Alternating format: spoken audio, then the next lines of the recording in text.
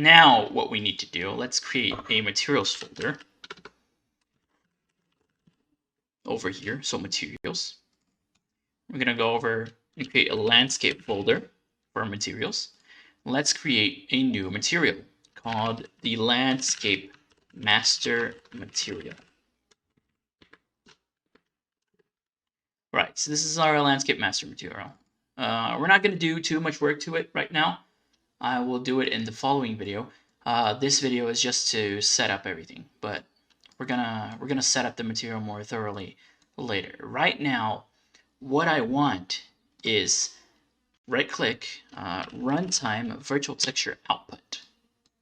So we need this this material to output a runtime virtual texture, right? To write to our files. So I'm gonna be doing world height first because our color is gonna come later. So I'm gonna get my world position, and out of this world position we have an XYZ coordinate. However, I just want the height. So we're gonna go component mask.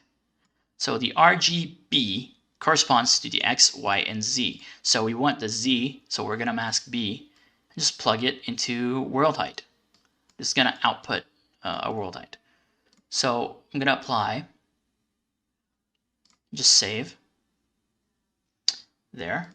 Now we're gonna click on our landscape in our scene, and we're gonna drag this landscape material over here.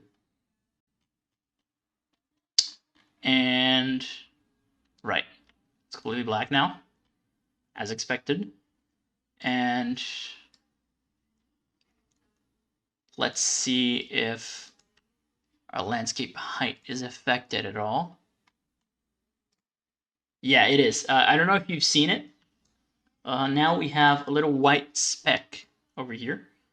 Let me just, wow, the resolution is super low on this. Make sure to bump up the resolution when you create the landscape, and yeah, tweak it to your liking. This can get really heavy, so I didn't really tweak it.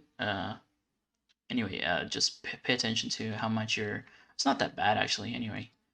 So let's just paint a bunch of different height variations just so I can show you that it's working. Now if we go back to our height over here, can you see? You can see it now, right? There's a bunch of information right here. The color isn't really ready to it because we haven't set up the color yet. So now let's go set up the color for our landscape material.